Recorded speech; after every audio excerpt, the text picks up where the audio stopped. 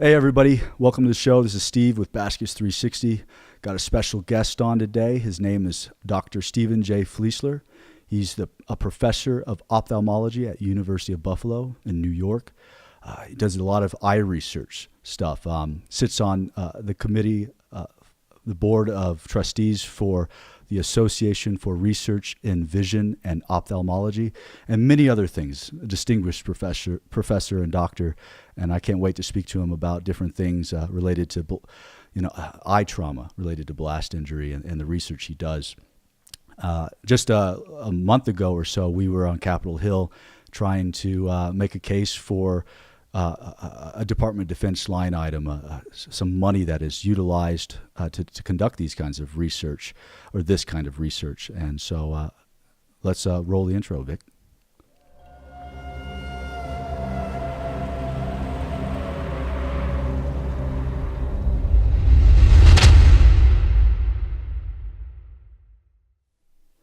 We're live.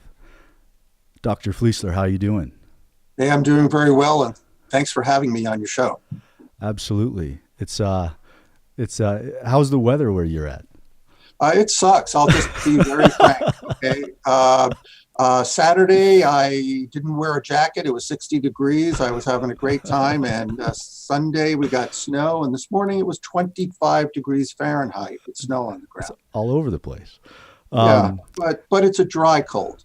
Not like in DC when it wasn't, I don't even know if it was that bad, but we were one of those days we weren't able to go into the offices and do our job. But right. In Buffalo, we wouldn't have reported that snowfall, but it shut down Washington, D.C. So. Well, I guess they're hard at work there in the government. Did you say hardly working? I love it, Steve. So an ophthalmologist, I pronounced that probably wrong 20 times, but what is an ophthalmologist? What does that entail? What that trade? So an ophthalmologist is a physician who is subspecialty trained to study and to treat diseases that affect the visual system. So a typical ophthalmologist goes through not only 4 years of college, but also typically 4 years of medical school and another year of internship, and then 3 years of residency training. And then if they go into a subspecialty, for instance, specializing in retina and vitreoretinal diseases, or glaucoma, or cornea and anterior segment diseases, or the like, they would then do additional years of training between 1 and 3 years, depending on the subspecialty. So it's a long, hard road that then qualifies them both surgically and medically to treat human patients that have various visual system disorders. Absolutely. Very thorough and intensive education. Now, optometrists are very different, right? Very different. So they don't go to medical school, they go to optometry school, and they also take a very rigorous course of training that affords them the ability to do things like refraction, to assess people's visual acuity, to prescribe eyeglasses and other kinds of eyewear that help people correct various visual abnormalities, including low vision devices for people that have compromised vision. So you have for everybody listening, our viewers, make sure you read the description and read about Dr. Fliesler. He has an extensive background and great human being. I got to spend time with him in Washington D.C. and we had a good time talking to the staffers and trying to convey this message of why it's important to conduct research related to the eye, especially with our warfighters. Why did you get involved early on in this? Was someone in the family influenced you, like this road, this path that you went down? So as it turns out, I'm really the only person in my family that has pursued a biomedical career. And I'm blessed that I don't have any family members that suffer from some of the more common ophthalmic diseases. My mother had glaucoma. My father didn't live long enough to get any of the age-related diseases, but I have had a number of friends and colleagues who have unfortunately succumbed to various hereditary retinal degenerations or other ocular diseases, or who were impacted by an accident that left them with compromised vision. Fortunately, no one that I know personally is totally blind from their conditions. But I started off being very interested in the nervous system and studying the biochemistry of how the nervous system works. And that led me to a more focused interest on the retina and how it functions and how defects in our normal bodily metabolism can impact the structure and function of the retina and lead to progressive blinding diseases. And then when I came to work at the VA 11 years ago, if you live and work at the VA, you have to do something that's relevant to the VA population. And so I decided to look into blast-associated injuries to the eye, and particularly the retina, and to look at, first of all, why certain blinding disorders occur after a blast occurs. And then, more importantly, is there a way that we can intervene in the progressive loss of vision such that we can either slow down the process tremendously or actually maybe partially even reverse some of the deleterious sequelae. So that's what I'm currently working on in relation to the VA population. Absolutely. And a lot of people that listen to the show or know me know that I suffered an eye-penetrating injury while serving on the ground overseas, and mine's pretty extent. There's a lot of damage to my orbit or my eye, my globe, and many other things. The research that you do, the retinal research, maybe specifically. How does that work? Right now, you testing. Is it concussive blast wave? Is it more than that? Is it both the brain? What the effects on the brain and the retina? Are you specifically very targeted and focused on the retina at this point? So originally, we started out focused almost exclusively on the retina, and we use a experimental animal model of blast injury. We use heavily sedated rats that are very large rats, as it turns out. And we have a device that generates a shock wave, a sound wave that's extremely loud. It's equivalent to about a stick of dynamite going off about 10 yards away. It creates that air pressure. So it's this huge air pressure, which is also what emanates from, for instance, IED blasts. Mm-hmm.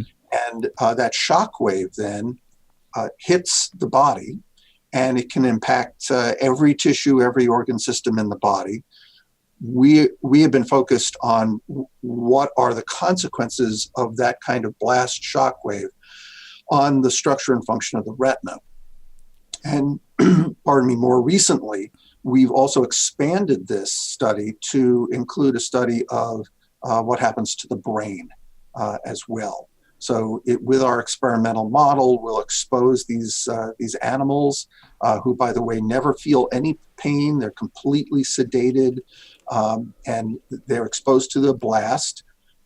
They don't have any penetrating injury, and then they recover from the blast, just as you recovered from your blast exposure. And then we study their visual competence, whether or not they can see. Shown on the screen is a series of pictures of our blast unit and the shock tube, that metal enclosed device. Also shown in there is the chamber that houses the animal, and there's a pigmented rat that's in that chamber that is deeply anesthetized, so it does not have any cognizance and feels no pain. And so after the animals wake up, we allow them to live for various periods of time. We test their vision. We test the structure non-invasively of the retina using a new kind of procedure called optical coherence tomography. And then we also test their motor capabilities. And then when we're going to terminate that experiment, we sacrifice the animals humanely so they feel no pain. We then harvest the eyes, the retinas, possibly for biochemical analyses. We harvest the brains, and we study those by morphological techniques and biochemical techniques to assess what changes have occurred in the retina, in the brain, as a function of exposure to this blast energy. So we have a cohort of animals that don't get blast exposed, but they're the same age, same sex, on the same diet, under the same environmental conditions. And then we have a third cohort of animals where we treat them with a proprietary complex antioxidant supplement that is proprietary. It's under investigation currently. It's not commercially available. It's not yet approved for human use, but we hope it eventually will be. This was developed by a colleague of mine at the University of Nebraska, who's a medicinal chemist. And what we do is we include that proprietary vitamin supplement in the diet of the animals that we're using in our experiments.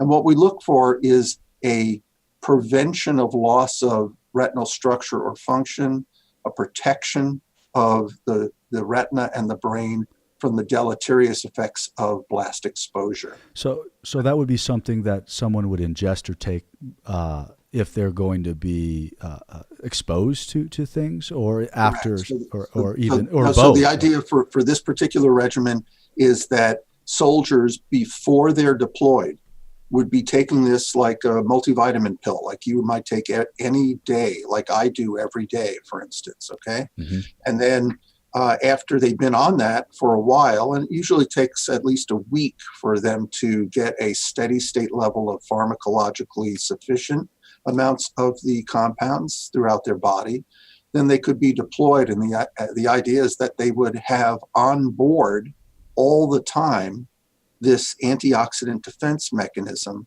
that would suppress or reduce the kinds of biochemical reactions that occur when a soldier is exposed to a blast wave. Now something like that, the way it's manufactured and produced, and the science behind it, is that does it help in other regions of the body, or is it isolated to those particular cells that that are in the eye? So once it's in your diet, it is distributed to every cell and tissue in your body. So throughout your entire body, you would have this additional protection, if you will. And what these compounds do is they both prevent the formation of what's called free radicals.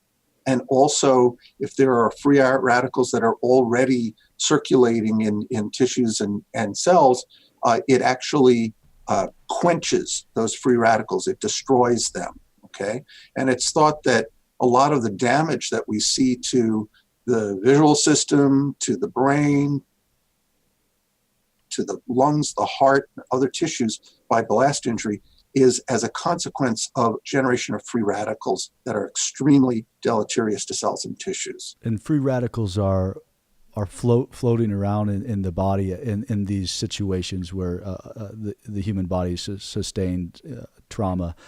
And right. That causes degradation of healthy cell tissue, or Correct. cells in our tissue. So you have free radicals floating around all the time. It's part of some of the natural biological processes in our cells and tissues.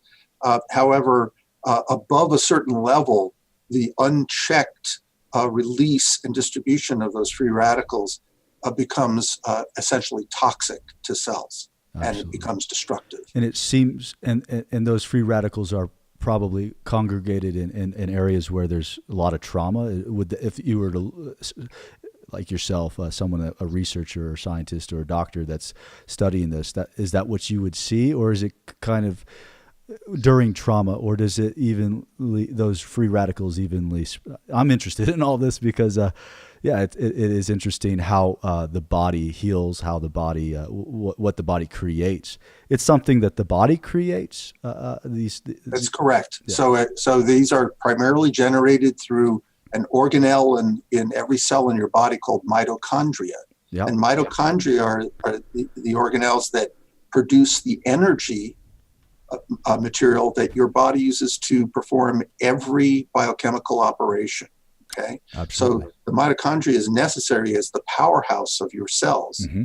but also a side product of mitochondrial activity, what's called respiration, is the generation of free radicals. And normally there are molecules in your body that will then quench and bring into check those free radicals. But what happens in a condition such as blast injury is that the radical production becomes massively increased, and the body's own defense mechanisms cannot keep up with that additional load. And this medication that is being developed, is that something that also works on the mitochondria, or is it just attacking the free radicals primarily and quenching them, like you've kind of stated? So it both works in the mitochondria as well as throughout the cytoplasm of the cell, and actually also out in the blood for circulating free radicals that are being distributed through the blood supply to other tissues. Importantly, this new generation of what's called multifunctional antioxidants that we're working with has the advantage that it is also readily taken up by the brain and other nervous tissue, whereas previous versions of these compounds were not taken up readily by the brain. Huh. And what does the body naturally do with the immense amount of free radicals that might over time? Like I wonder, what happens to a free radical? Is it something we excrete, or is it ends up in our intestines and we discharge it from our body? Or so normally the steady state levels of free radicals are kept at a relatively low level because they're so very reactive that common molecules that they might encounter, including water, for instance, the protons in water, mm-hmm. or proteins, or carbohydrates, sugars, or nucleic acids, they will actually assist in quenching, reacting with these free radicals. Now, that then shuts down that free radical, but another radical may also be generated in the course of these processes. So one of the ways that free radicals can be generated non-enzymatically is through the presence of ferrous iron. And ferrous iron is, of course, very plentiful throughout our body. Iron is part of the hemoglobin that helps your body carry oxygen, for instance. Mm-hmm. And so the presence of iron, of uncomplexed iron, actually autocatalytically helps to generate free radicals. So one of the ways that these multifunctional antioxidants acts is that they bind, it's called chelation. Mm-hmm. They bind or chelate free iron and therefore make it not available to participate in generating these free radicals. I see. When you're working with these rats, what are some of the interesting things that have been noted? Is it something that is hard to discern, visually? I guess you guys say you let the rats live for a period of time. When I think about these experiments, I wonder what the time frame of the project is, because I'm sure as a human being, we live a long period of time.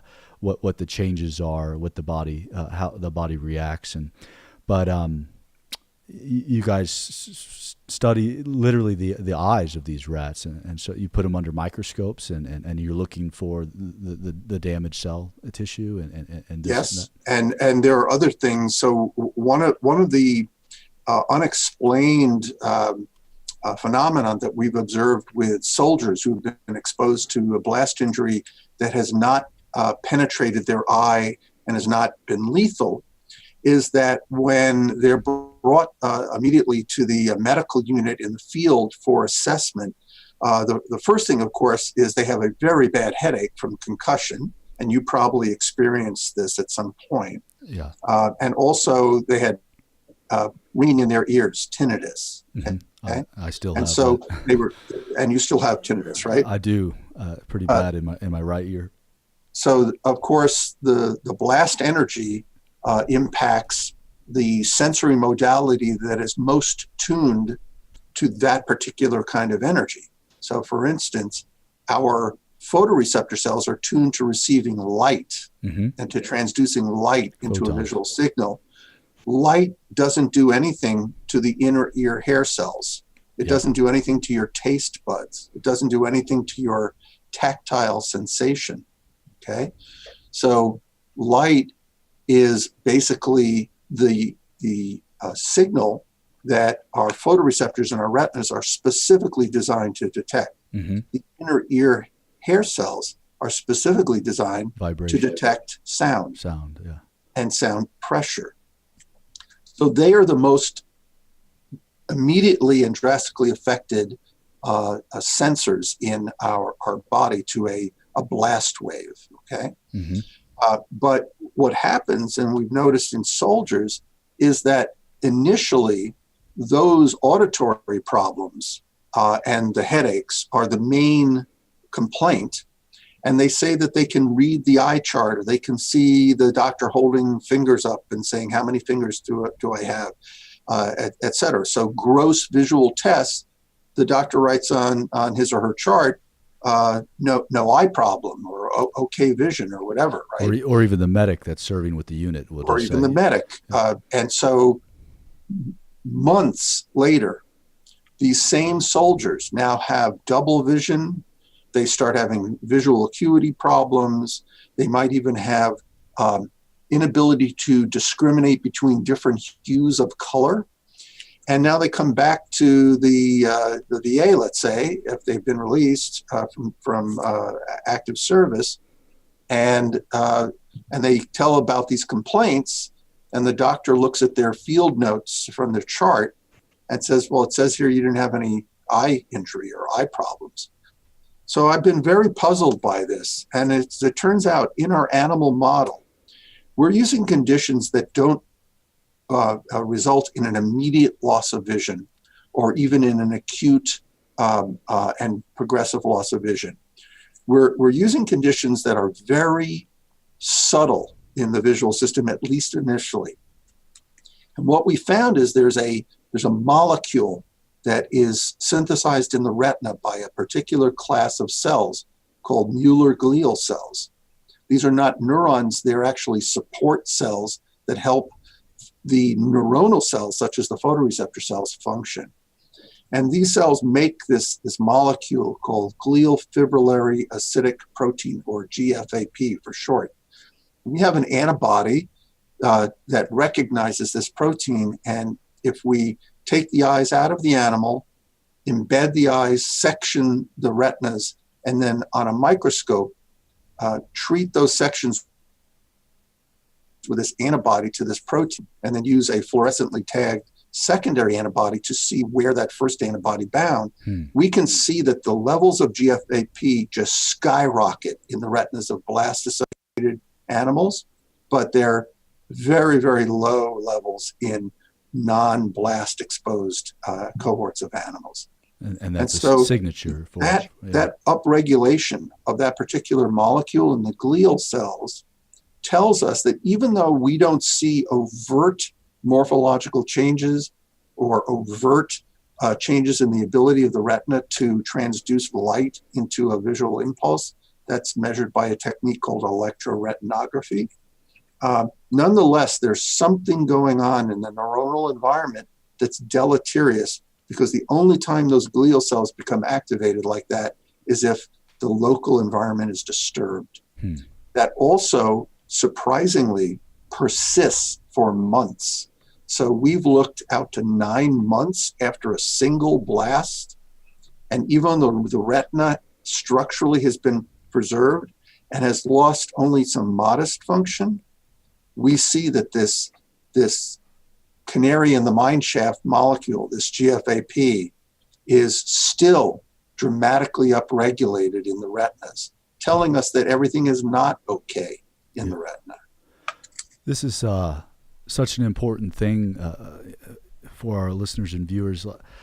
With soldiers or service members, warriors, Marines, whoever they might be serving on the ground, and they are exposed to a concussive blast wave, where you're not really hit with any kind of fragment. It's just this shock wave, this air pressure that hits you, and that energy travels through the body, like what Dr. Fliesler and I are talking about, can affect you in such a way over a long period of time, it sounds like, and because of the way things are documented on the ground and even in the hospitals, when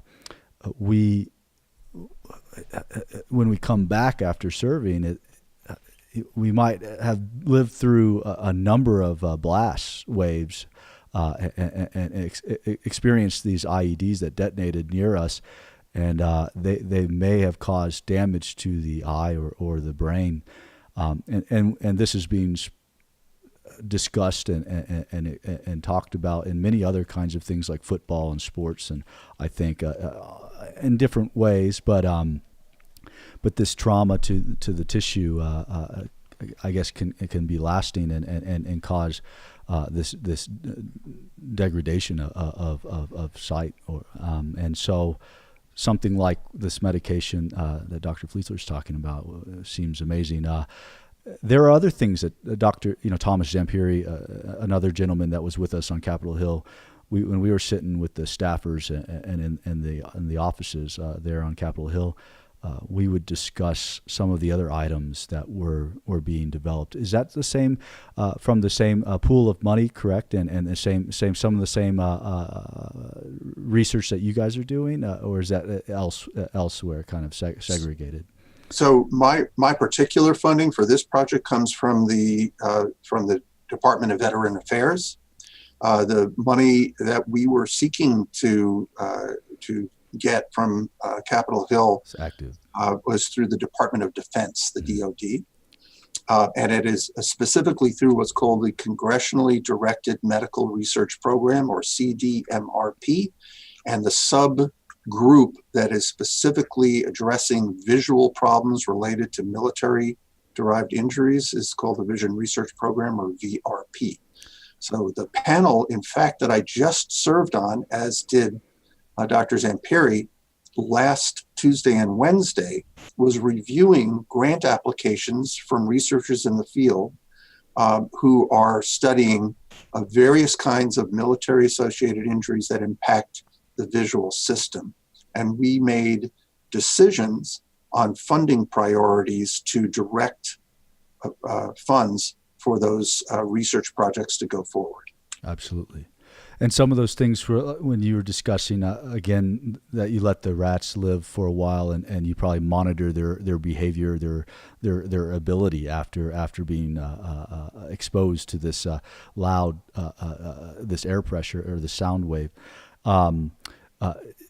Just like someone that has maybe visual problems or in the eye as well as in the brain, you're looking for specific things. And a tool that I remember Dr. Zampieri mentioning was this device that was a software program, I think more or less, that was put in a mobile device, and an individual, a patient would track something I think they are visually looking at, and the system would record what the eyes are doing, and from that discern whether or not there has been some sort of exposure to a blast wave. Is that correct? Correct. So this program is very far-reaching.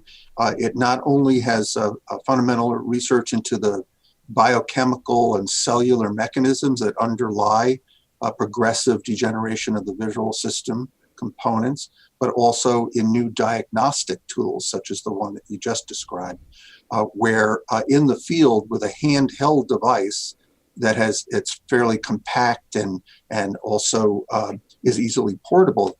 Therefore, a field or physician in the medical unit can assess the visual system of a soldier who's been exposed to a blast injury and determine, do they in fact have an injury that is not particularly observable just by looking at them, something that is more occult, something that might down the road arise as a much more significant visual deficit.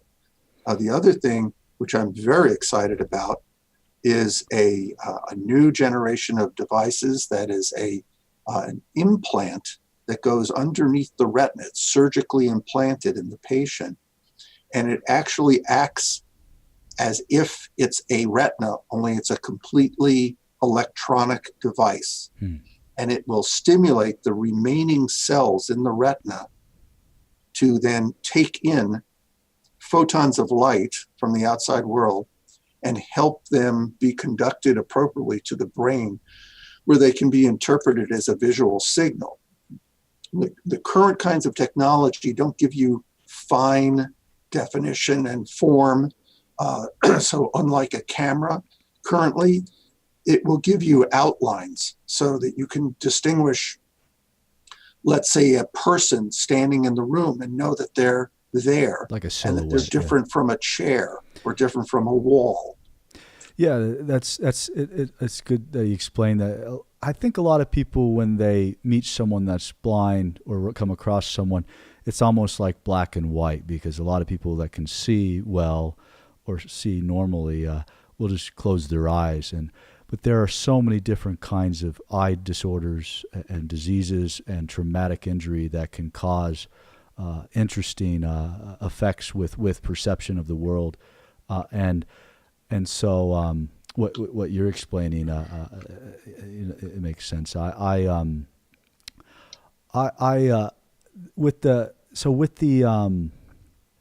This is amazing stuff, that the tools that are being made, because they talk about the golden hour, and they talk about the golden 24 hours with pulling warriors off the battlefield after they've been wounded, and it's acting quickly. That's saved a lot of people's lives. It's a lot of medical technology that's employed nowadays. The stuff that you're helping develop and work on, and the research you're doing is adding to that, more or less. And giving us the ability to maybe attack a problem that could become far worse in the near future. With these, like when you do the studies with the rats, is there? I assume like there's this transient or this period of time, like where, I mean, is there something that exists now that can be effectively applied to the eyes or the body to help with things? I know there were a few other things that Tom we were mentioning to the staffers about applying to the eye. I think you mentioned almost like a contact lens at one point. Both you and Dr. Zampuri. Correct. So the contact lenses that have been developed have the ability to be impregnated with therapeutic agents, drugs that will suppress the damaging sequelae of cells, for instance, in the cornea, and allow basically a medication to then get into the eye from the front surface of the eye through the cornea. Okay, so there are antibiotics that have been developed that these contact lens bandages, if you will be impregnated with, and they can then prevent the occurrence and spread of eye infection. So one of the significant problems in the field, you're not in a nice sterile environment out in a battlefield. and there's all kinds of bad microbes that are floating around in the air. And depending on where you are in the world, some of these microorganisms are extremely virulent, and normally your body doesn't allow these things in. Mm-hmm. But if you have an injury to your eye, you have a penetrating injury particularly, these things can now get into your eye. And normally your own body, your immune system, doesn't even know that you have an eye, okay? The site inside the eye tissues is called immune privilege, which means the immune system doesn't know that those tissues exist. Wow. When you have a breach in the eye, such as a penetrating injury, now the immune system surveillance system is alerted to the fact that you have eye tissue, and one of the first things it does is it tries to attack its own tissues. Wow. So that's what happens in a disease condition called uveitis, and this can become fulminating and actually result in the complete destruction of the intraocular tissues. But if it's a foreign microbe, that causes a condition called endophthalmitis, and that can lead to complete loss of visual system. Wow. So these antibiotics can suppress the growth and the ability of microorganisms to gain a foothold inside your eye, where normally the immune system is not present. The other thing are, of course, therapeutic molecules that can assist in repairing some of the local damage to eye tissues or promote growth of new cells. And then, of course, there's all of the revolution in biomedical research in stem cells to replace the cells of the different tissues of the eye. That's our goal. This is currently under research. It's not something that we can do presently, but there's some very, very encouraging results coming back from research laboratories. And in fact, we funded a couple of very promising studies to do just exactly that. No, I really appreciate you sharing this stuff with. Is there anything like right now that you're working on that's really exciting that we haven't you haven't mentioned or something new? So my other line of research is not really related to war injury, but it has to do with hereditary diseases that affect the eye. Absolutely. And particular defects in the biochemistry of how cholesterol is made in the body, and also how some related molecules called isoprenoids are made. And when there are defects in the enzymes that normally operate in those pathways in the retina, this leads to progressive blindness. And so we're interested in understanding why the cellular structures of the retina become degraded when there's these metabolic hereditary defects. And then ultimately what we will probably do is gene therapy to try and correct these particular kinds of problems. But also, interestingly, one of the diseases that I work with, which is really a pediatric disorder, doesn't occur in soldiers. We don't recruit soldiers that are kids. It's fine. Yeah. Although our enemies do. Yeah. Unfortunately. One of these particular hereditary metabolic diseases has actually, in an animal model, another kind of animal model that we've generated, shows great promise in being nearly completely suppressed by the use of a mixture of antioxidants and cholesterol, as it turns out, because it's a cholesterol deficiency disease. So this other work that you do that's not so much maybe related to blast injury has a lot to do with someone's the human body and its metabolism. Are we talking about what people eat and what they and their diet and how it might affect them in the long term and just the chemistry of their body, I guess? So more, of course, the molecules like cholesterol that you find in the body come from two sources: what you eat, as well as your own body's ability to synthesize new cholesterol molecules, okay? Mm-hmm. And so, there's been a tremendous emphasis placed on dietary control, eating low-fat, low cholesterol-containing diets. But also the reason we have a class of compounds called statins such as a torvastatin, for instance. Torvastatin, various generations of these compounds, is to suppress the body's making its own cholesterol. Is the pancreas involved with that? Is that which organ? So my research is involved in using a different class of inhibitors that hits a different enzyme in the same pathway that the statins also regulate. Okay. Interesting. And again, all is related to the eye. Is this specifically the retinal cells, or is it the entire globe and everything related to the eye? So, because they're hereditary diseases, every cell in the body has a defect in their DNA, their program for making the enzymes that participate in these biochemical pathways. But what we're particularly interested in is the consequences of that disruption in normal metabolism in the retina. I see. Well, Dr. Fliesler, I know you're a busy person. Are you an author? Have you written any? I know you're an editor. Is there stuff that you would want to share with the public and people about who you are that I've failed to mention or you've not mentioned? So if people want to see the kinds of things that I publish, so I have over 150 publications that I've generated in journals and book chapters and books. But there's an online resource called PubMed, or you can just Google my name, Fliesler, first name Stephen, and you can see my publications. Anybody who is cited, that is, can pull up these publications and can look at them.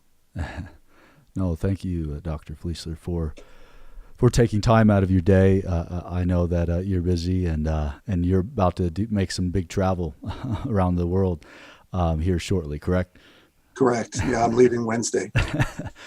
Well, I think we'll wrap it up and let you have your day back. But I thank you again for coming on the show, Dr. Fliesler. Thank you for giving me this opportunity. It's been great. And also just to your listening audience, I want to say what a great pleasure and privilege it's been to meet you, to work with you in our travels on Capitol Hill. I am very impressed what you've accomplished with your life, and I'm very, very proud of you for putting this particular vehicle together for your listening audience. Oh, I just want to inform people, make people more aware, and thank you for helping me do that, Doctor.